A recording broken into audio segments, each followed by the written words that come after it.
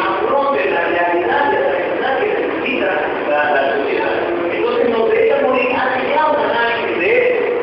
Entonces, dice, por lo tanto, debemos repensar y replantear y repensar sobre todo estos temas educativos. Vean que esta morir hace su análisis ya a nivel justamente político, ¿no? Y es. Ahora, es importante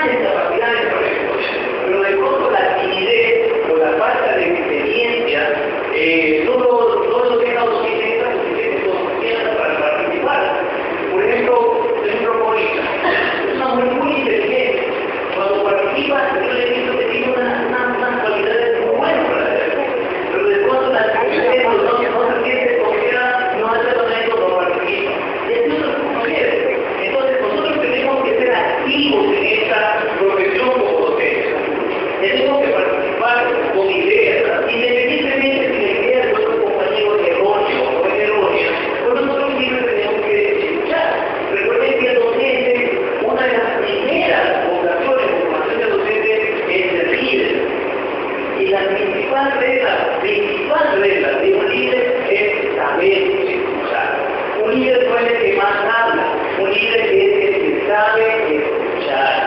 Y hay una gran diferencia entre oír y escuchar. Entonces, tenemos que, compañeros, nosotros ser un poquito más partícipes con este proceso de formación. Entonces, ¿cómo docentes nosotros también no podemos simplemente llegar a mi hora de trabajo y hacer por ahí un plan medio, y eso siempre lo hago, y como algunos docentes que están acostumbrados simplemente lo van a tratar y improvisar, que eso ya no se puede ser inclusive por los muchachos de colegio, vemos que el profesor va a improvisar. Y el profesor, que ustedes no saben esto, no saben lo otro. Entonces, tenemos que nosotros ser más activos, también tenemos que investigar. Me encantó muchísimo su frase, ¿no? De que no es que solamente debería exigir. Tenemos que nosotros también exigir, porque dependiendo de eso, es nuestra calidad como profesionales. Tenemos que empezar a investigar, a indagar, a leer, porque si nosotros no nos gusta leer, ¿qué estamos haciendo bien? No les gusta leer, no está en el camino, en la ocasión de ser docente. Pasamos de esta conclusión. Bien. Bien. Tenemos un desafío. Cada día que nosotros entramos al aula es un reto. Cada día es un reto. De acuerdo a las limitaciones que nosotros llevamos, que por eso dice siempre el sueldo del medio siempre ha sido mal pagado, porque son horas que nos quedamos nosotros enseñando un plan de hoy en la mañana, cómo lo voy a enseñar, qué debe de aprender el alumno, cómo lo debo de evaluar, una serie de cuestiones importantes de cosas que a mí me permiten transmitir ese conocimiento. Ahora, todo es un reto, pero nosotros tenemos que quedarnos tampoco en ese temor. Descubrir cosas nuevas como docentes es algo también apasionante, porque de esa manera esos retos los transmitimos también a los estudiantes.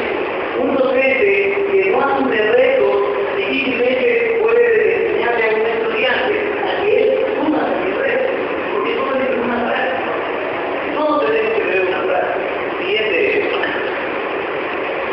Tenemos que también tener en cuenta de que esos currículos que nosotros vamos a enseñar, esas planificaciones que nosotros las vamos a plasmar en una hoja de papel que va a ser de guía para nosotros para nuestras clases. Todo ese conocimiento científico que nosotros hemos aprendido aquí, esa es nuestra brújula, como decía la organización. Eso nos va a permitir guiar, a ver, si voy a estudiar, voy a enseñar o utilizando una pedagogía constructivista, o de pronto si tengo que enseñar matemáticas, voy a tener que meterme con el constructivismo para que estar repitiendo, y de pronto buscar el rozamiento. Y empezar a hablar de gente, muy bien, le voy a dar yo unos 2 puntos de problema porque uno siempre trabajamos con el rozamiento. Y si no tiene algo puntos, tiene algo puntos, y eso obviamente está dentro del constructivismo, pero se debe manejar todo eso. De cierta manera, de verdad no se debe manejar todo eso. Ahora, dice,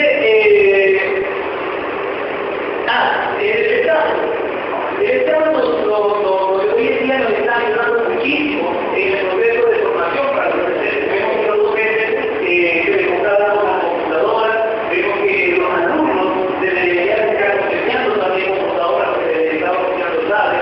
Vemos que en el Ministerio de Educación, bueno, allí hay un paciente de muchas voluntarias, yo en la ignorancia sobre esto de los permisivos de utilizar los celulares, no estoy de acuerdo, pero sí también yo, en ignorancia como docente, tenía que tratar de pronto dice, bueno, el permitido que una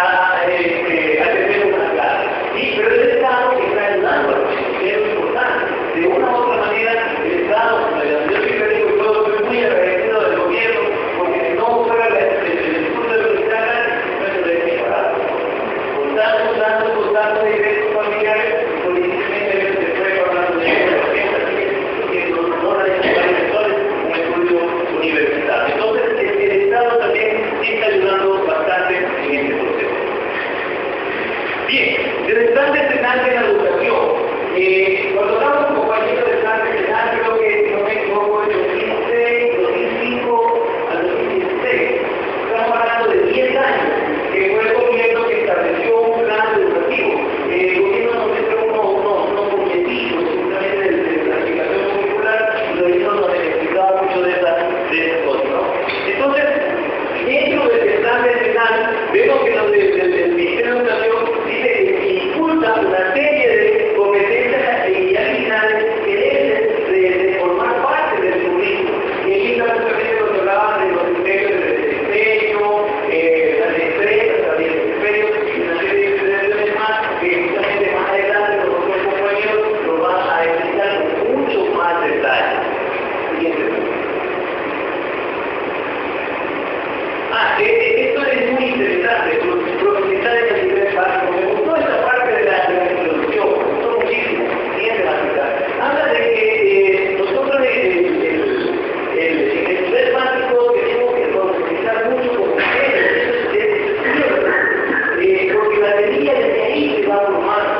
Si un maestro de escuela no tiene el grado de profesionalismo, el grado de capacidad, la formación más de métodos y técnicas que nos dan miedo que empezar una serie de metodologías para ir formando, para ir descubriendo esas primeras destrezas de esos niños, y ese maestro no tiene esa capacidad. Entonces tenemos los problemas luego que maestros como nosotros en secundaria venimos arrastrando con eso. Si el maestro que no es que está aquí, que ha iniciado su grado de básica, no se ha quejado de la falta de formación escolarizada que trae los jóvenes de escuela, que no sabe las tablas o que no sabe leer, y una serie de situaciones más. Sí, bueno, que no sepa leer o tablas, son 20 cosas que da dentro del secreto, porque al final vemos que inclusive en la universidad vemos algunas personas que ni siquiera pueden leer correctamente, no saben leer correctamente, y son cosas que ya van dentro de uno, ya de prepararse uno mismo. Entonces, es importante tomar en cuenta que este proceso de iniciar de formación de la escuela nos lleva a nosotros a una serie de convivencias que no siempre deben estar preparados para afrontar esa situación, ¿no? Entonces, eso es lo de eso. Considerando, dice, enfrentar este problema en la escuela, lo que se refiere también a la sobrepoblación, se refiere también a lo que es la tecnología, todo esto nos permite a nosotros ayudarnos a fortalecer más en lo que se refiere a la escolarización de los niños.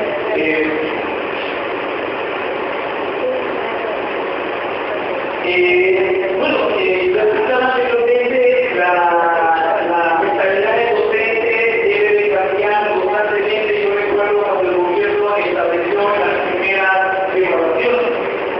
Muchos docentes estaban en desacuerdo con eso, cómo me van a evaluar a mí. En lo personal yo no tengo ningún problema que me evalúen, pero si a mí me pueden estar evaluando todos los días, mucho mejor. Y si no me dan como un 2, un 3, un 5 y un 10, mucho mejor, porque de esa manera me doy cuenta cuáles son mis debilidades. Si no hay alguien que me diga cierto y dice cuál es esto, ¿cómo voy a mejorar? Porque entonces soy perfecto. Soy perfecto, yo sí no lo soy. Entonces es importante que se evalúe, es importante que yo estoy de acuerdo con eso, que ella necesita las competencias. Eso es bueno. Independientemente de si la persona está o el niño está o no está apto para ello. Pero simplemente el proceso de que se define a sí mismo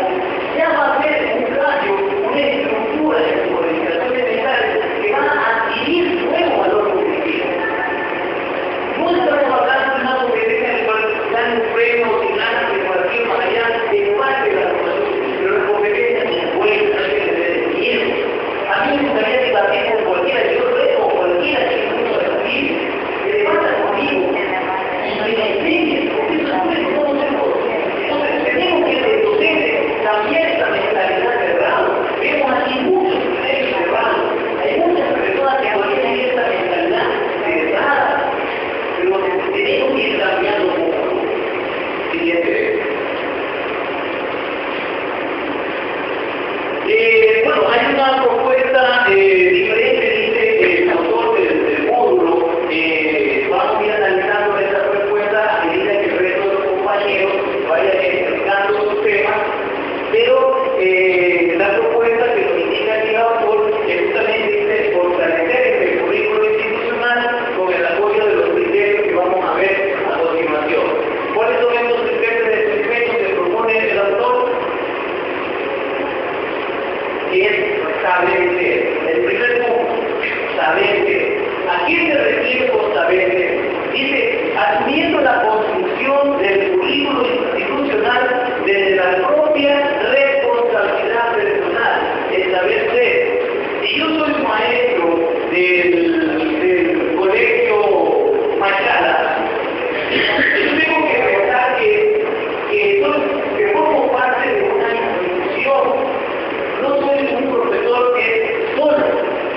La institución que ya nos va a enseñar, que tiene su método currículo, tiene obviamente al establecer ese método currículo ya un plan estratégico para la institución. Yo tengo que formar parte de esa institución. Por eso que cuando se desarrolla esos planes curriculares a nivel institucional, siempre es donde más tiene la especialización. De tal manera que yo pongo mi granito de arena de corriente también, compañeros que son de juego, pero una vez que se sella, que se establece ese currículo, yo tengo que formar parte de ello.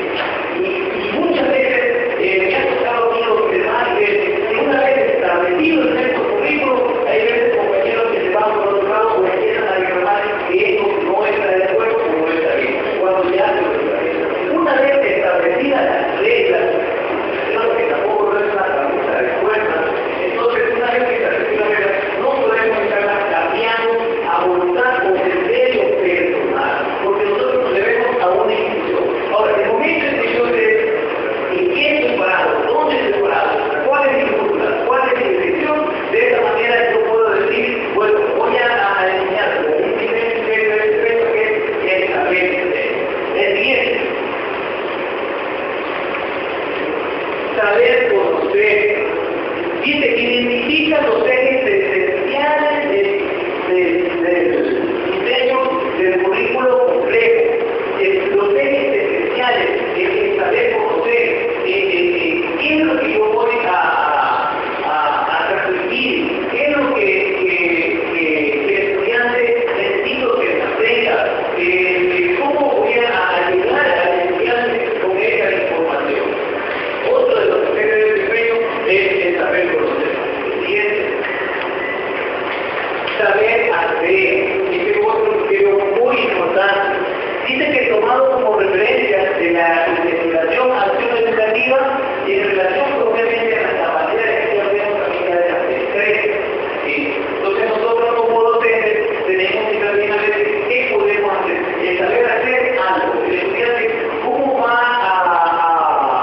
a relacionar dos operaciones aritméticas? ¿Cómo el estudiante va a relacionar su entorno con las ciencias naturales? ¿Cómo el saber hacer las cosas? ¿No? Siguiente.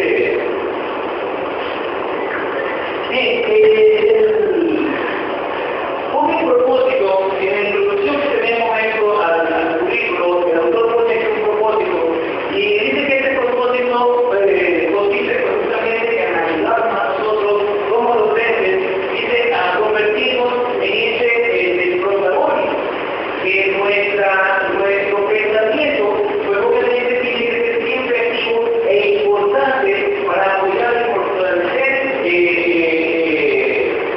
a este currículo, a este plan curricular. Entonces, se dice aquí una partecita última que es muy importante, que dice que mediante esta formación acelerada y personalizada en el marco dentro del pensamiento concreto. A muchos compañeros me hemos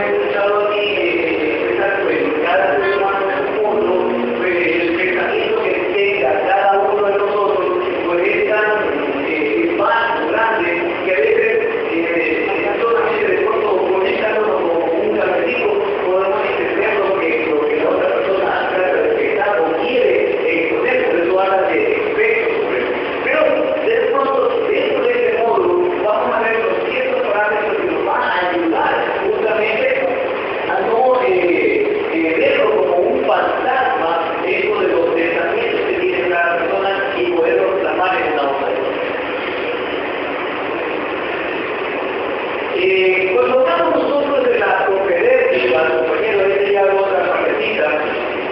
Cuando ustedes de la propedéutica, hablamos de un tipo de formación, un tipo de enseñanza que nos prepara a nosotros para un tipo de formación, para un tipo de educación. Entonces, ¿por qué muchas de la propedéutica es preparar a alguien para un tipo de educación? Entonces, vamos a ver nosotros aquí un cuento que justamente es para irnos guiando en cómo vamos a nosotros llevar este mundo. El cuento se llama, pues, los 12 camellos de la herencia del beduino. Bien, vamos a leer un poquito la historia, ¿no? Dice que el beduino, pues, era un árabe que era muy acomodado, muy rico. Y este señor pues tenía 12 camellos. Entonces, tenía 3 hijos y el señor pues le dice a sus hijos que pues antes de morir va a hacer la repartición de esos camellos de la siguiente manera. Pues al mayor le va a dar la mitad, al segundo le va a dar la 3/4 parte y al tercero pues le va a dar una 3/4 parte. Cuenta la historia también que, pues, para explicar un poquito esto de este punto, compañeros, aquí, disculpen que me vaya a cruzar por el patio, no puedo ir por otro lado. Tenemos nosotros aquí los 12 camellos. Necesito que entiendan esta idea, porque más adelante los hijos del beduino establecen una confusión que fue resuelta con un poquito de creatividad, se puede decir, ¿no? Entonces, el primer hijo va a recibir la mitad de los 12 camellos. ¿Sí? La mitad de los 12 camellos. El segundo hijo, solamente tiene una tercera parte de los 12, una tercera parte de los 12 camellos. Una cuarta parte de los 12, sí, una cuarta parte de los 12 camellos. Y el último hijo, pues solamente tiene una sexta parte de los 12 camellos. Si sumamos aquí, ¿cuántos nos da? Ayúdenme. 6. En total, ¿cuánto tenemos? Y supuestamente va a repartir, ¿cuántos? 11. ¿Cuántos camellos va a repartir el vino? 11. 2. ¿Cuántos camellos va a repartir? Son 12 camellos los que tienen. Estoy con el vecino todavía.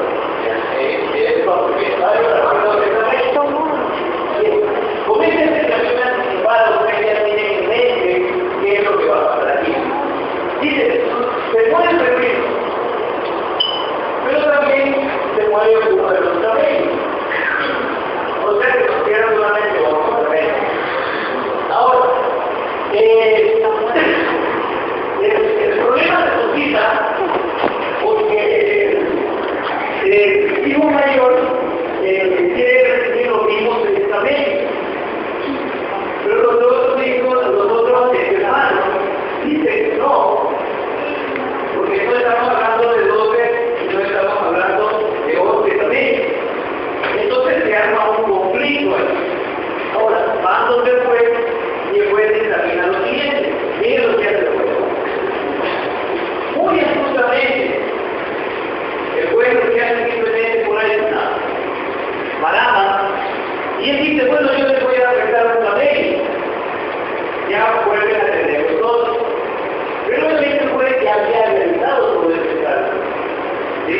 Si yo me decido, no tengan problemas, ustedes verán, porque solamente yo de camello, yo les presto el 12º camello. Una vez la vez, bueno, todos contentos, hay 12 camellos, sí, listo. ¿Y qué no se haga el sitio? El mayor, la mitad son 3, ¿contento? Sí, el resto, sí. El segundo, la cuarta parte no te corresponde, 3, tiene sus 3 camellos. ¿Contento? Sí, listo. El último, tú tienes la sexta parte, ¿cuánto te corresponde? 2, tienes 2 camellos. ¿Contento? Listo, de acuerdo. Vemos nosotros aquí cómo a veces nos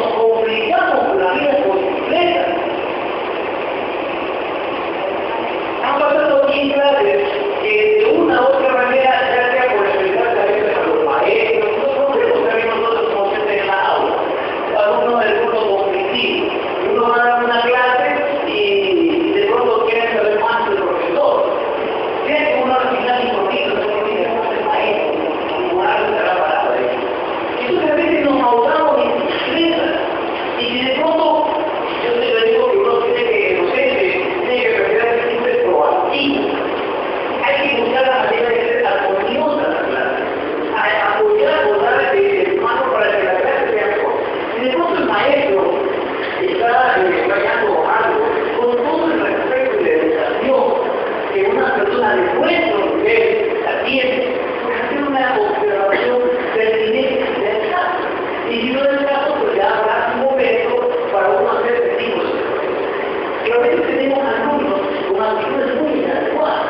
Y como docentes tenemos que estar preparados desde muy astutos también para poder saberlo, porque eso nos va a tomar a nosotros, compañeros de ustedes.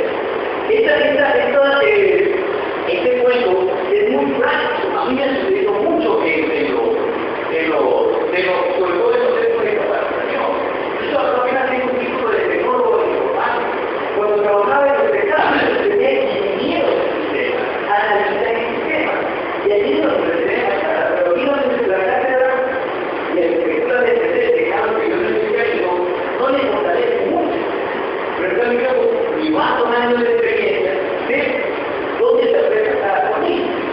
Que un ingeniero a veces sabe muchísimo el proceso, pero cositas de esto sí, especialmente, no las sabe no porque no tiene la capacidad, sino porque no se la han inventado. Y a veces ha habido estudiantes que han querido tener ese pensamiento a uno, es decir, bueno, yo sé más que vos. Y hay que ser muy astuto para saber controlar esa situación. ¿Sí? Muy bien, entonces, siguiente. Para mí, entonces, este